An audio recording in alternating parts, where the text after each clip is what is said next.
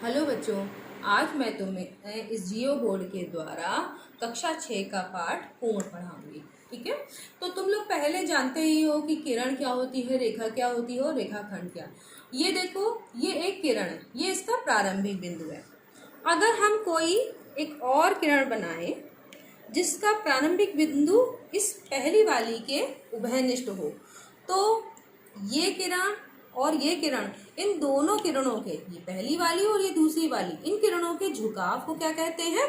कोण, जिनका प्रारंभिक बिंदु उभयनिष्ठ हो। और इस उभयनिष्ठ बिंदु को क्या कहते हैं? इस कोण का शीर्ष। मान लो इस कोण के शीर्ष को हम O लिखते हैं, और ये दोनों किरणें क्या कहलाएंगी? इस कोण की भुजा, भुजा OA और भुजा OB। तो अब फिर समझ लो कि ये कोण जो है, इसका ये जो बिंदु है उभयनिष्ठ बिंदु, ये क्या कहलाएगा? शीर्ष। और ये दोनों किरणें भुजाएं कहलाएंगी, भुजा OA और OB। इस कोण को हम तीन तरीके से लिख सकते हैं। हम इस तरीके से लिख सकते हैं, कोण O, या कोण AOB, या BOA। ठीक है, तो अब तुम्हें समझ में आ गया होगा कि किरणों के झुकाव को क्या कहते हैं? कोण कहते हैं, जो कि वो एक, जिनका कि प्रारंभिक बिंदु उभयनिष्ठ होता है। अब मैं तुम्हें इसी से कोण के प्रकार बताती हूँ। तो ये देखो बच्चों, ये दोनों किरण एक दूसरे के विपरीत हैं। ये दिख रहा होगा, ये किरण और ये किरण एक दूसरे के विपरीत मिल रही हैं। तो ये क्या, ये कौन सा कोण बनाएंगी? ऋजु कोण, या 180 डिग्री का कोण, या सरल कोण भी कहते हैं इसको। ठीक है, या स्ट्रेट एंगल। तो जब दो किरणें एक दूसरे से विपरीत मिलती हैं तो वो क्या, कौन सा कोण बनाती हैं? ऋजु कोण बनाती हैं। जब दो किरण, ये और ये वाली किरण देखो, जब एक दूसरे से 90 का कोण बनाती हुई मिलती हैं तो वो कहलाता है समकोण। उस कोण को क्या कहते हैं? समकोण। इन दोनों किरणों के बीच का कोण क्या है? समकोण। और इन दोनों के बीच का कोण भी समकोण है। इस 0 डिग्री के कोण और इस 90 डिग्री के कोण के बीच के कोण को क्या कहते हैं? न्यून कोण। ये देखो, ये 0 डिग्री का कोण, ये 90 डिग्री, इसके बीच के जितने भी कोण होंगे सब क्या होंगे? न्यून कोण। 90 डिग्री से ज्यादा और 180 डिग्री से कम के कोण को कहते हैं अधिक कोण। तो देखो, ये कौन सा कोण है? अधिक कोण। ये देखो, 90 डिग्री से ज्यादा है लेकिन 180 से कम का कोण है, तो ये कहलाता है अधिक कोण। जब कोई किरण एक बिंदु से शुरू होके पूरा एक चक्कर लगाती हुई वापस अपनी पोजीशन पे आ जाती है, तब बनता है संपूर्ण कोण, यानी 360 डिग्री का कोण। ठीक है, जैसे ये किरण है, इसका ये बिंदु है, इस बिंदु के परिता ये पूरा एक चक्कर लगा के वापस इसी पोजीशन पे आ जाए तो क्या बनता है? 360 डिग्री का कोण, यानी संपूर्ण कोण।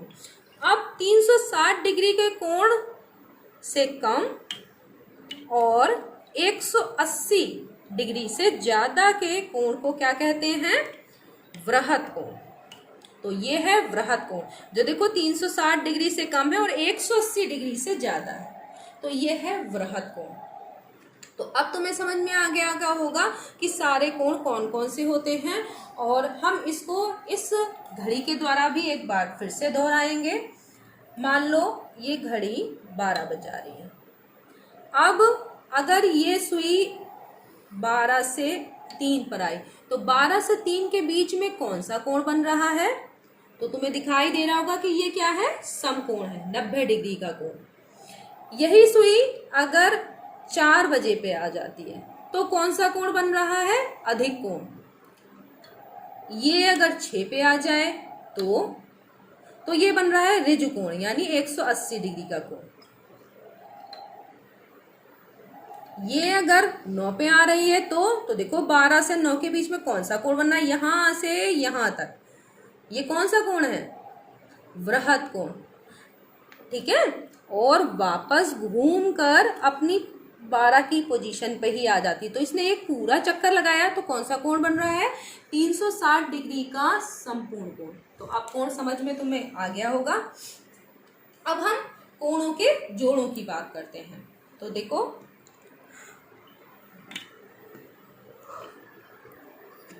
इसको ध्यान से देखो कि मैं ये कैसे बना रही हूं। ये देखो 3 किरण हैं जो कोण बना रही हैं।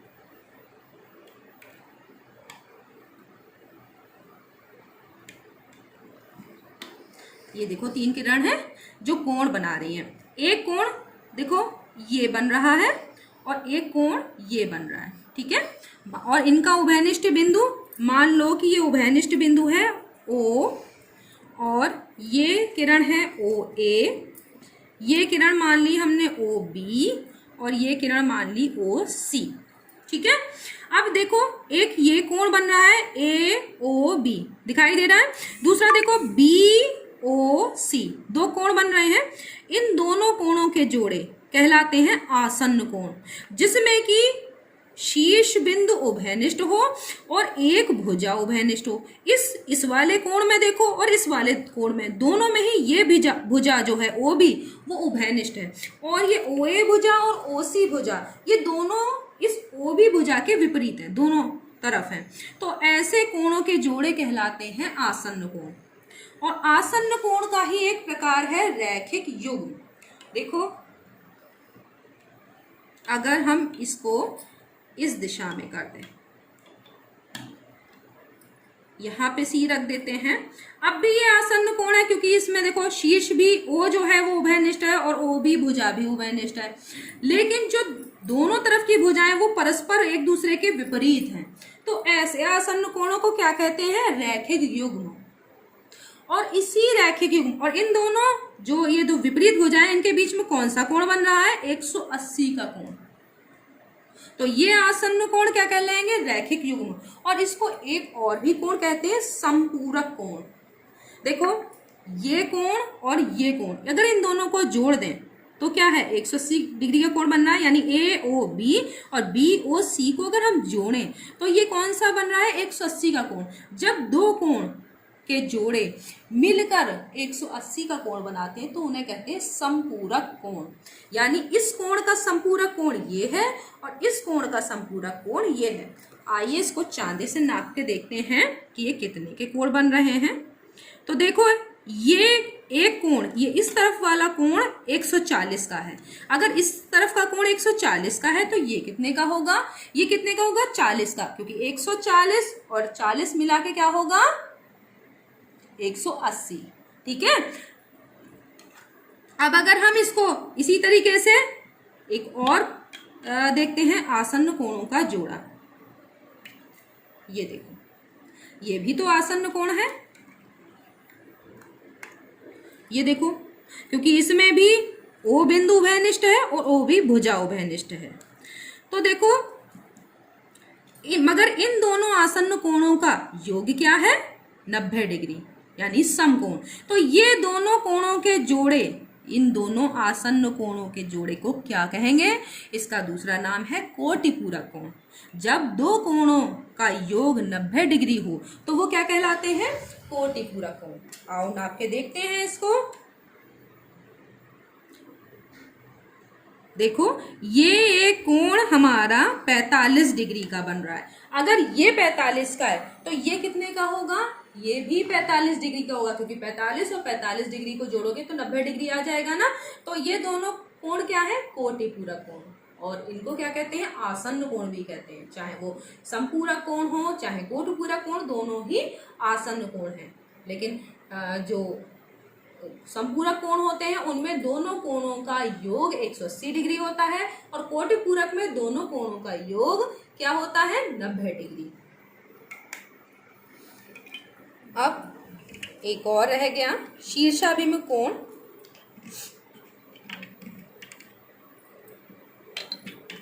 देखो ये एक हम रेखा बनाते हैं। ये एक रेखा है रेखा के लिए क्या करते हैं, दोनों तरफ एरो लगाते हैं। और तुम्हें ये देखो एक दूसरी रेखा दिखाई दे रही है जो इसको क्या कर रही है, एक बिंदु पर प्रच्छेदित कर रही है, यानी काट रही है। ये देखो, अगर हम इस बिंदु को क्या मान लें, ओ बिंदु, ठीक है, जिस पर ये प्रच्छेदित कर रही है।